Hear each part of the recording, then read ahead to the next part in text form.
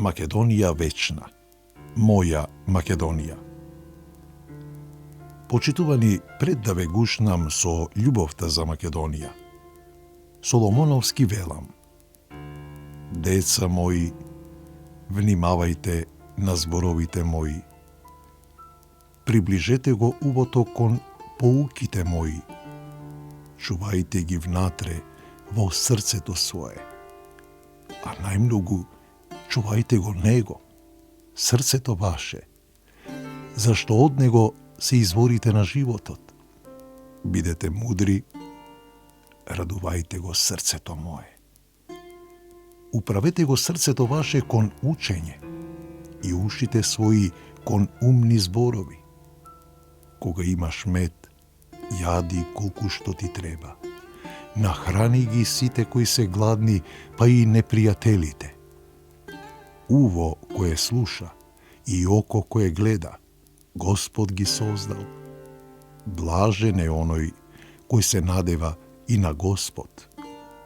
Колку вера, надеж и љубов имаа и имаат македонците.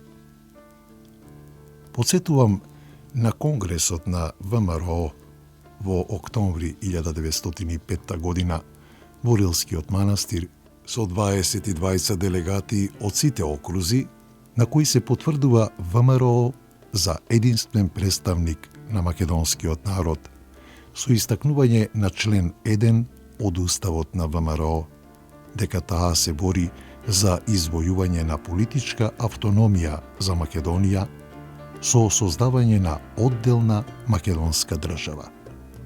Сите кои се спротивставуваат на одлуките на Конгресот се непријатели за организацијата и за македонскиот народ, со забрана за влез и делување на македонска територија.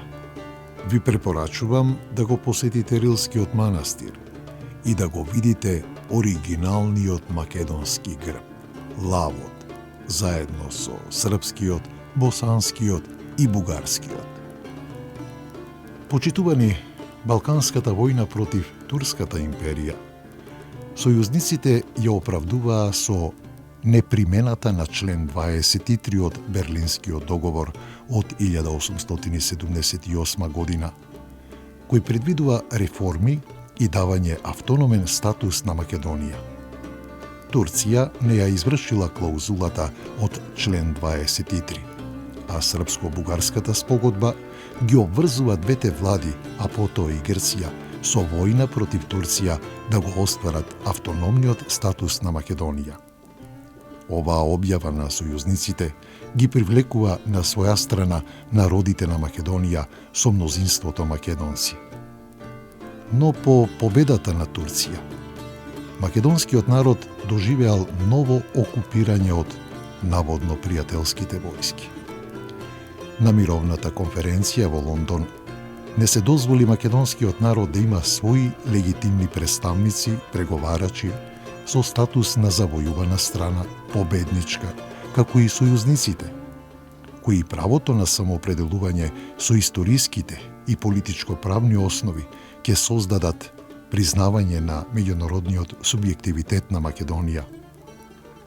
А со Букурешкиот договор само се редефинира поделбата на Македонија. Никогаш македонизмот не бил прифатен со радосно срце од големите сили. Ама тие знаат и дека никогаш не може да се уништи македонизмот, кој победи во Втората светска војна. Денес некој се обидува да создаде свое радосно срце со рането срце македонско. Духот македонски е вечен. Македонија вечна. Моја, наша Македонија.